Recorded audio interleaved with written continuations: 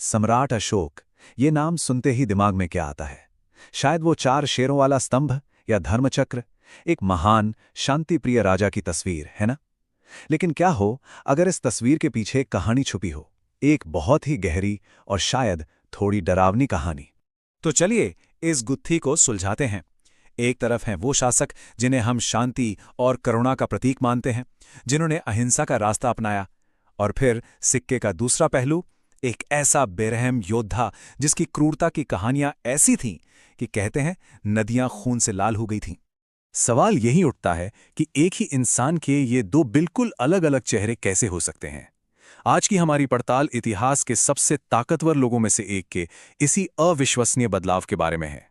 तो कहानी की शुरुआत होती है करीब 300 ईसा पूर्व से, जब मौर्य साम्राज्य अपने चरम पर था।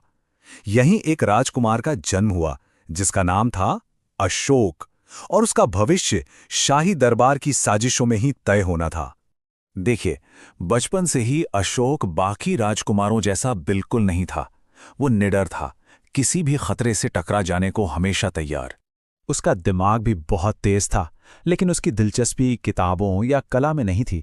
उसे तो बस युद्ध की कला खींचती थी, जो कि काफी क्रूर थी। और इसी वजह से उसका स्वभाव एकदम कठोर हो गया, और यहीं से सिंहासन के लिए अपने ही भाइयों के खिलाफ एक खामोश लेकिन खतरनाक लड़ाई की नींव पड़ी। ये जो गद्दी की लड़ाई थी ना, ये साजिशों और खून खराबे से भरी हुई थी, जिसका रास्ता विश्वासघात से होकर गुजरता था। अब देखिए, ये जो टाइमलाइन है ना, ये बहुत कुछ बताती है। ये कोई इत्तेफाक नहीं था, कोई किस्मत का खेल नहीं। ये एक सोची समझी, बिल्कुल कैलकुलेटेड और कह सकते हैं क्रूरता से भरी चाल थी, सिर्फ एक मकसद के लिए, पूरी ताकत हासिल करना।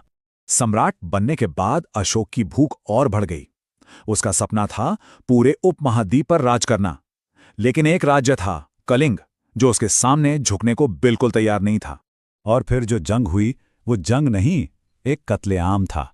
सोच कर देखिए, 1 लाख लोग मारे गए।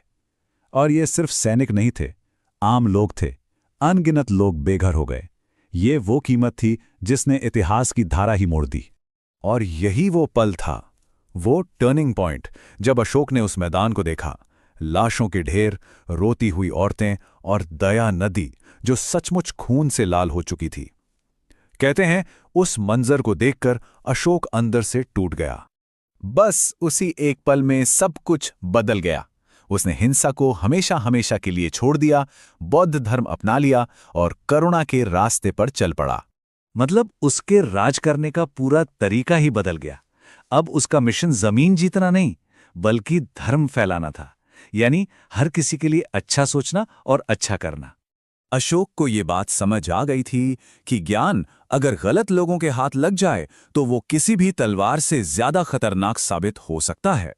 और इसी एक एहसास ने, इसी डर ने इतिहास के शायद सबसे रहस्यमयी संगठन को जन्म दिया, 9 अज्ञात पुरुष।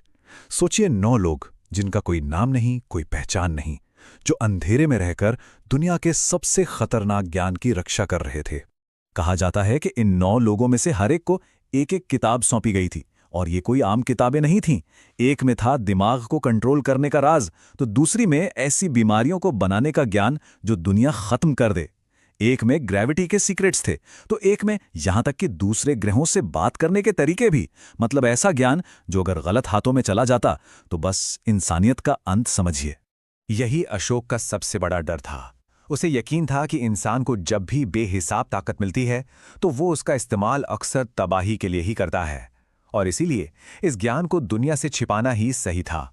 तो एक बेरहम योद्धा से शांति के रक्षक तक का ये सफर, अशोक की कहानी हमें एक ऐसे रहस्य के साथ छोड़ जाती है जो आज भी हमें सोचने पर मजबूर करता है।